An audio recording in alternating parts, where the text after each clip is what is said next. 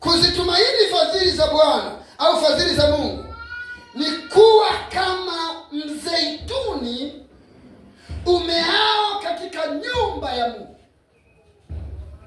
Kuzitumaini fadhili za Mungu ni kuwa kama mzeituni umeao katika nyumba ya Mungu.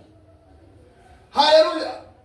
Unapozitumaini fadhili za Bwana, haleluya, unajengwa kuwa kama mzeituni unayemea katika nyumba ya Mungu.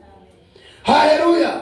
Utakaomea ndani ya nyumba ya Mungu, na utamea mpaka watu watashangaa, hawatajua nguvu zako zinatoka wapi. Amen. Haleluya.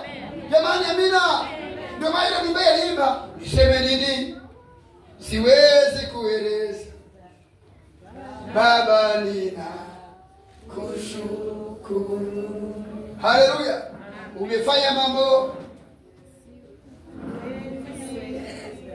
Mbona mwimbi sasa? Haleluya. Kuna watu wataanza kufanikiwa, kuongezeka. Utashangaa unaanza kuongezeka kiuchumi, kiafya, kielimu, kimtazamo, kimaarifa.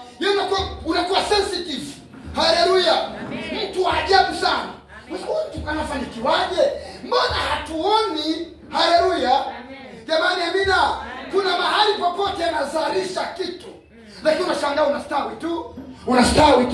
Unastawi tu. Kwa nini? Umetengenezwa kuwa kama mzeituni kwa sababu, haleluya, umeamua kuzitumaini fadhili za nani? Na ukapandwa katika nyumba ya nani? Haleluya. Nataka unisome